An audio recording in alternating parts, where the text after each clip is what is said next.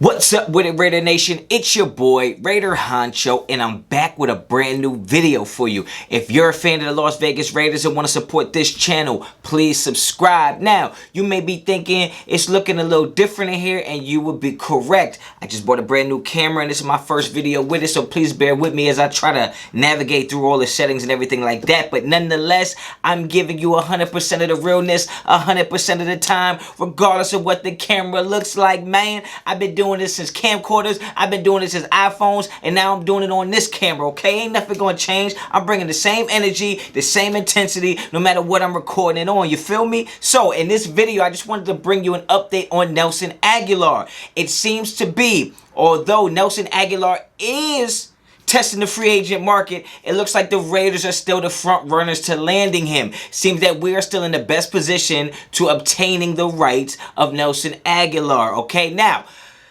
although I did say that I would pay him $8-9 million a year, it's looking like the contract talks are like 2 years, $15 million.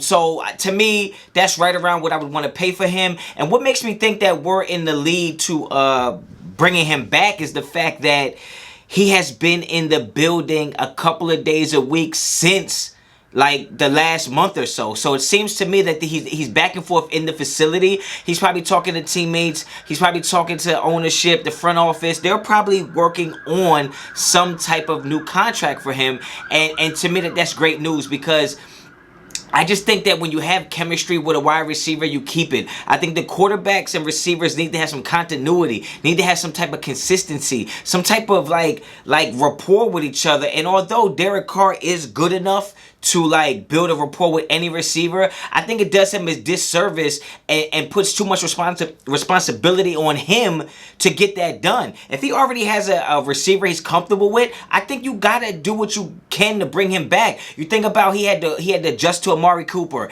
he had to adjust to Jordy Nelson, he had to adjust to Crabtree, and then you bring in Nelson Agholor, and it's like you're gonna make him adjust to another #1 wide receiver next year. It just doesn't make any sense to me. Although he's capable of doing it, I just don't think you should put that type of pressure on him to have to continuously get that done. Give the man the money, because if we don't pay him the 2 years, $15 million, somebody else is. So it's like, just get it done, man. Just get it done. Our offense will be rolling. You bring Nelson Agholor back. You got Darren Waller. You got Henry Ruggs, Brian Edwards, and then you got Hunter Renfrow. And I think that's the type of receiving core that can take you to the next level. Like, I think that our offense is almost intact. We fixed the offensive line situation. Our running game should be better for it. And I just think that that's what we need to do, right? That's where our focus should be. Damn, I hear the sirens going crazy outside. I guess that's because the Kansas City Chiefs is letting go of all their offensive linemen, and somebody needs to go arrest that damn management. I don't know what's going on out there. But I just think that when you look at receivers like Zay Jones, he's probably not going to be around. It just doesn't look like there's a seat for him at the wide receiver table in that room. Like, that room is packed with talent, it's packed with speed, it's packed with playmakers, and I'm just not sure if Zay Jones, although he has a great relationship with Derek Carr, I just don't know if he fits into the scheme of what we're trying to do in that position, right? What we're trying to do going forward. So I'm not sure if we're going to see him back. I think we could also draft a receiver late in the draft, so you just never know. We're going to have to see how that plays out.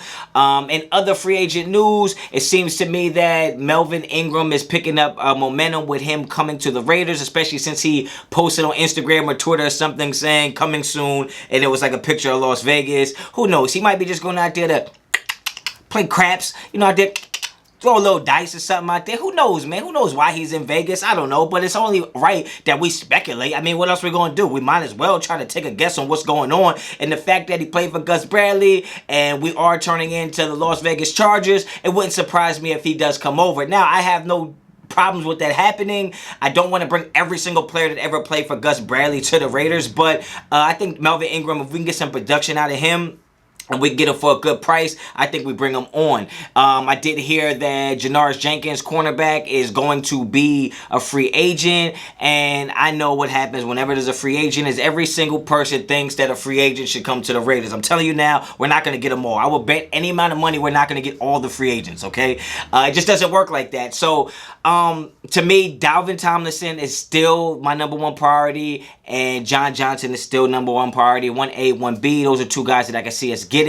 Outside of them two, bring back Morrow, bring back Nelson Agholor, and we bring back Denzel Good, and I think we're set. If we ended free agency and had those three guys coming back to the locker room, as well as adding a John Johnson or a Dalvin Tomlinson, I think we're set. I think we win free agency, right, for our team. Not against anybody else, but for our team, right?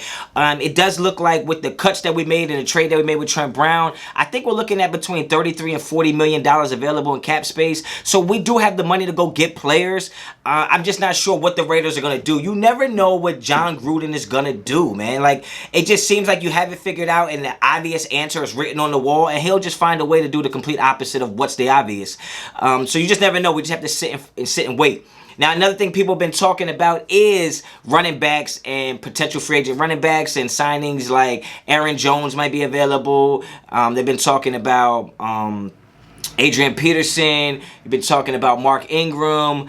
To me, I'm just not feeling any of those right now. I don't want to bring in somebody who's over the hill. I don't want to bring in somebody we're going to have to spend a lot of money for. And I don't want to bring in somebody who thinks they're a #1 running back like Aaron Jones, right? I don't want to give Gruden a reason to try to be too cute. When you have too many options for Gruden, he just goes bananas and he starts making up things and starts just out-coaching himself. And I think we just need to simplify it. Bring in a back that's going to be a third down back and a complimentary back to Josh Jacobs, like a Marlon Mack or like a Kenyon Drake. Somebody who's going to give you yards from scrimmage, but doesn't need to be a guy where we're game planning 15, 20 touches for him. Like Josh Jacobs is our horse. He's our dog. We have to allow him to do his job. Take him off the leash and let that boy play football. He's stocky. He's built to last. Like, but if he's not used to taking on the grind, the wear and tear of a season, he's always gonna find a way to miss games. And I think we have to eliminate that by just letting him play more. Like, I'm tired of just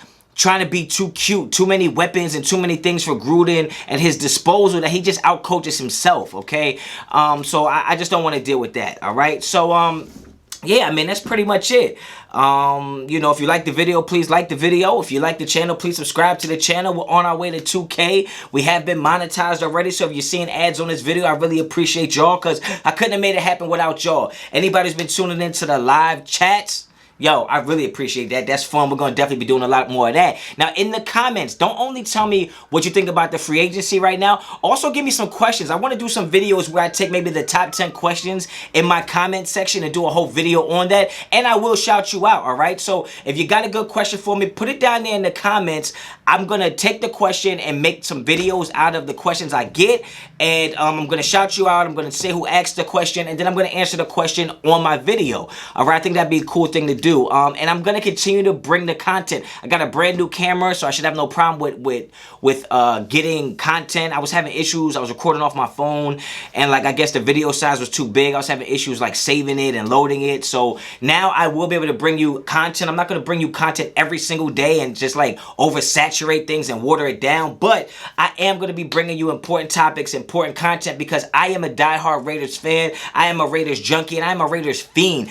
I will watch videos about Raiders all day, and before I had a channel, I would wake up every morning and look for other people to talk about something, to have some type of content, to scratch that itch I had about the Raider Nation. So I am gonna be trying to fulfill that need for you guys. There's plenty of good Raider YouTubers out there with plenty of good content. I think we all add something different, and I'm just bringing that rawness, man. You already know Raider Honcho does not hold no punches. I say what I want to say. I say how I feel 100% of the time. So if you rocking with that and you rocking with this channel, don't forget to subscribe. Check me out on Twitter and Instagram. They're both at Raider Honcho. And also check out the gear, man. Check out the merch. RaiderHoncho.com. Go and get you something, man. If you like the video, like the video. If you like the content, please subscribe to the channel. Tell a friend to tell a friend. And until the next time, Raider Honcho out.